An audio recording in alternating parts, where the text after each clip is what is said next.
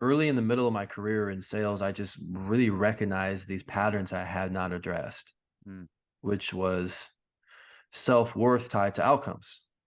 And I tell people I'm a recovering perfectionist. And I've done a lot of internal work learning things like people pleasing and codependency and imposter syndrome. Mm-hmm. And my coping mechanism to heal the pain, the hurt, and the sadness was to just grind harder, to work more hours and to get more reps and to be perfect. So it was just very destructive. It wasn't productive. It was a race I couldn't win. Um, and then lucky enough, I had the awareness where it was pretty low, where I just was not healthy, wasn't sleeping, stressed out, anxious. My anxiety got so bad. I used to stutter for a while. Mm. Kind of had a moment as a kid in sixth grade. I changed schools. I got stuck on a word, and that was when my kind of anxiety started to start to really emerge. And I would tell myself, I'm not a good public speaker, or if I didn't feel comfortable, I just had a hard time talking clearly. And that exacerbated when I was stressed out. So it kind of slowly kind of came back in my early 30s, late 20s. But I know this truth, my friend. Asking for help is a sign of strength. You may have heard that before, but Mm. it is really true. So I think what I want to reframe people who think they're tough, well, I'm just gonna suck it up and I'm not going to talk about it. I'm just going to not get emotional. I'm just going to just be logical. I'm just going to just put my head down and keep grinding. Like you're going to eventually explode. It's going to eventually consume you. So just people who are super strong, self-actualized, they know how to get vulnerable. Getting vulnerable is the most heroic thing you can do because you feel the fear, you feel uncertainty, you feel the self-doubt, you feel awkward, you feel weird, but you verbalize and seek support. Like that to me is like those are strong people who are able to do that. So did some therapy, did speech therapy. I started doing Toastmasters, Mm-hmm. a club where I gave speeches every week. Did that for 3 years. But then when I changed companies, I sought out this sales coach who I heard was very successful. And I was just tapping into his secrets, and he's like, "Man, it's all about the mind." I was like, "What are you talking about?" Like, yeah, all this success I've had and influence and making money and growing your business. There's all these business books. Like, that's a waste of time. Here's a list of 30 books on the power of thought, the power of language when you visualize what happens, the power of belief, how to to manifest, how to, he's a person of faith, how to have faith and believe. Do you need to see before you believe, or do you believe before you see? Let's go. Mm. So I just had a coach, man, and gave me some systems and a path. So I started really just studying all that stuff. And then I think the key thing is when you're learning, is it a form of entertainment or for real education that you're going to use to transform yourself? I think a lot of people do self-help just to entertain, pass the time, but they don't actually do the things that the book, the coach, the courses, the videos are telling you to do. It fills their time, and that's a good idea, but they don't do it. So I started doing this stuff, and I just really saw I was healthier, happier. I started setting sales records. So I started blogging about the stuff I was learning, and I started writing books, started speaking, consulting, and it got to a point where I just couldn't do both jobs. My speaking, book writing, consulting, and selling catheters, being, national sales trainer. So in 2019, I made the jump, and here we are. Man, you can sell a catheter. You can do anything. You can do it better than people anyone in the nation. You can do people anything. people need those, man. A lot of Yeah. people cannot pee. Let me talk Mm-hmm. about gratitude. Mm-hmm. Hey, if you can pee, you Mm-hmm. should be thankful for that. Yeah. Well, hey man, I mean, getting back to what you said about being vulnerable, I think that was the first thing that I hear that you did is you got real with yourself. And because you had a lot of success growing up in sports, you had a lot of success in college competing at a high level. I know I've heard you talk about how nervous you would get and how unnormal it felt and how much stress it brought you, right? And so then it sounds like you got into your career, you got into sales, and then those same issues started presenting themselves, right? And so, what was the first thing that you actually did? I know you mentioned getting a coach. Like, what was there something? Was there a point where you said enough is enough, or was there a point where you just had to do something, or what did you actually do? And what was some of that first realization that you were starting to have? A really powerful thought is this: when the student is ready, the teacher Mm, appears. So I kind of got sick and tired of being sick and tired. yeah, I feel that. And what I was doing was working. I think so many people try to like white knuckle their way through things. And my question to them is, are you grinding or are you grooving? Mm, If you're feeling like it's just so uphill, or you're insane, or you're just treading through water, you can't sprint, you can't run, you can't go downhill.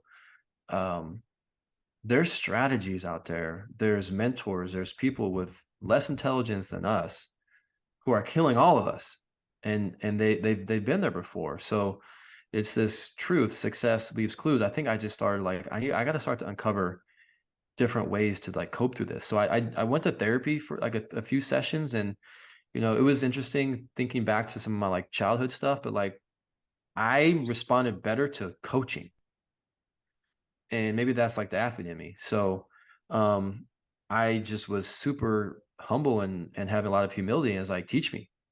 mm, How many people just think they like know everything, or they're not open to learn? The mind's like a parachute, only works if it's open. mm, And if you know everything, you can't learn anything. So I think I just had this like desire to feel better, to not be stressed out, anxious. Like I was so bad, I couldn't barely talk on the phone. I couldn't call an account on the phone and like have a conversation. I had so much anxiety. And so I'm supposed to sell stuff for a living, mm. so I just knew like I'm like at like 25-30% of my gifting and my skills. And I just got so, I'm willing to do anything. So I knew the company that I was currently at, like the environment wasn't the right fit for me. Like we used to have like verbal tests over the phone that would create so much anxiety, and it like hurt my confidence. So I got out of that. So I got out of that environment. So maybe the first thing for you to look at, if you're stuck in a rut, like look at your environment. Are you in a position to optimize your strengths, to optimize your skills? That is an environment that you're into, that you research, you talk about, you think about. So the best thing I did, man, I moved careers or companies to like a role that fit to my strengths. And then when I was in there, I was asking everybody for their advice or feedback or insights or wins or best practices. And I latched onto a coach, a mentor that I respected. And I was like, dude, I'm gonna call you every week. Boom.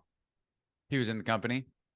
Yeah, he's with the company. So and then also when I was there, it was my first national sales meeting. So I got hired in April, and this was in like early June, and we're in Georgia, and I'm like, who's the top rep in the country? Mm-hmm. They're like, Rosie, she's out of Boston. I was like, where's she at? So they pointed her out to me, and like I just got super vulnerable and courageous and curious, and I was like, hey Rosie, my name is Collin Henderson. I'm in Seattle, brand new. I've heard great things about you. That's awesome. Uh, I'm just impressed, and like congrats on being number one.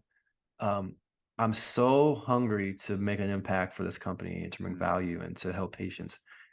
Can I call you, a few times a month, and just kind of share with you the things I'm doing, maybe give you a fresh lens and perspective? You're a veteran here, and just learn from your skills and your successes, and just have fun and talk about life. But like I really like to just spend some time just to get clear on like why you're successful and how we can be successful consistently. She's like, yeah, let's do it. mm. So I just got super into like just asking people for, what are you doing? What's working? And like beyond just like selling. And I think like, well, first off, props to you because a lot of people don't take advantage of the resources that are right there in front of them. There's so many phenomenal people working right alongside of you. And so you reached out, you got vulnerable, but then you actually followed through and you called Rosie and you did call the mentor in your company each week, right? You did the things that you said you were going to do. And so I think that we can say that we're going to do a lot of things, but oftentimes, it can slip, fall through the cracks, whatever it may be. But you did it. Um, so But I, you know what's I cool about that is, so yeah. I joined the company, not in January. My start date was like April 14th, Hmm. but I won the rookie of the year in 8 months, where I beat out all the other rookies who had like 12 months. And there was some, controversy, but like I blew away the competition in like market share and growth. So like there's nothing they could say. but I really could credit that to like no one was looking under every rock or Mhm. seeking every resource or learning every skill or doing whatever it took or and it felt so good to see that success but do it in the way where I felt like I was grooving. I wasn't grinding. Mhm. Like, it didn't feel like work because I was just so having so much fun exploring my skills, growing my skills. But so let me just teach the listeners this truth. There are three things you can train as performers: your body, your craft, and your mind. I would say selling is a high performance sport. Would you agree? I mean, it's high Uh, performance. I mean, you got to 100% perform, agree. you got to deliver. There's travel, there's in and out, you're on your feet, you're doing all kinds of stuff. So you really should be doing some stuff with your body. You should be hydrating, fueling properly, rest and recovery, exercising. Like that's critical for your mind to think critically, to be creative, to have energy. But most business people spend all their time in that second bucket, their craft, which means they're studying their product, they're studying the marketplace, they're studying um, all this stuff like the competition. Um, but they're not touching that third bucket. Mm. So people spend most of their life studying other people. They don't study themselves, and they don't have systems to create clarity and confidence and self-awareness and self-compassion and empathy and drive and systems and habits and patterns of excellence. And there's so many free resources today. Being ignorant is a choice. So I would just invite people from my experience, everything changed when I started developing that third bucket, like training my mindset. Well, and I think it comes back to what you said earlier. You went to your coach, who's a super successful individual in the sales and business world, and he gave you a list of 30 books on mindset, right? And I know for the listeners, we didn't touch on it in the beginning, but Collin Henderson is here trying to normalize mindset training and the mental game to whatever you're doing, right? I know that is your mission. What like it's what you're after, trying to normalize it because it's not the normal thing, right? And it's like to your point, and I think like Colin, you're doing a lot of work with Limitless Minds right now, right? I'm sure that you and for those that don't know, Limitless Minds is basically taking this mental approach to the business and corporate world. Am I correct in that understanding? Yeah, Basically, that's exactly right. Yeah. yeah. So like, what are you doing with individuals from the mindset game when you're talking to the Zillows, to the Amazons, to the Nikes? Like, what are you training people to do that they can start implementing today? Like, how could we take actionable steps today here? See, Yeah. for that third bucket. Well, what we're seeing, learning from the sports world, most professional organizations, most Olympic teams have what's called a mental skills coach. Hmm. So, like I referenced, there are three things you can train in the sport world. You have personal trainers, weight room, training room. You have licensed experts to help your body get right. In the sports world, you have skills trainers, like think basketball, like shooting better, dribbling, baseball, hitting, fielding, pitching, Yeah. volleyball, bump set, spike, track, form. Like you have those coaches. But how many times have you seen athletes like train physically, but they can't put together in the game, the competition? So there's like a mental block where they're not Hmm. able to execute when it matters most. So there are mental skills coaches to help them align their training, their taking their practice reps into the game and managing pressure, adversity, challenge, change, and success. Like how do you cognitively get into the right headspace where you're clear, you're calm, you're focused, you're resilient, you have poise. A skills coach doesn't really teach that. Mm. A strength coach doesn't really teach that. So in the business world, you have a sales trainer, you have a manager that teaches you all about your product, but does not give you the cognitive awareness and systems, tools, evidence based to help quiet the noise, to be more in the moment, to have just exude this humble confidence, to maximize energy. So I'm trying to take these same concepts from the sport world to the business world, and these are transferable skills. Doesn't matter if you're 6, if you're 16, or if you're 60. These concepts, there's no age. It doesn't matter what sphere, if you're a dancer, if you're in drama, if you're a stay-at-home mom, these cognitive and mental emotional skills apply to everything. So it's just giving people what I call ASA, awareness, systems, and application. So everything starts with awareness. You know how many people are walking around with these default patterns they're not even aware of? I had no idea this stuff was even around. Like self-talk, what is that? Oh, wait, hold up. Wait, 4 out of 5 human thoughts are negative and 9 out of 10 are reoccurring. So I'm in this like shame and like fear cycle, and it's like sabotaging, you know, how I show up, how I present, how I perform, how I deal with adversity. Well, I can take ownership. Oh, we have the power of free will. You know, I can hold every thought captive and redirect, you know. When I visualize, most people visualize fear. They're spending all their time before the meeting, before the call, the night before, they're thinking about all the bad stuff. You're dress rehearsing failure. That's what you're doing. So it's just giving some structure on awareness and giving them models, like mental mindset. Like in a success lab, I taught you, you know, those 4 sessions, and I gave you like, here's what you're going to do. Here's a roadmap. Here's a mental offensive game plan. It's not just theory. And then you apply it. So that's what we're doing. Right. But and maybe we can just kind of pivot into like values. If you stand for nothing, you'll fall for anything. With clear values, decisions are easy.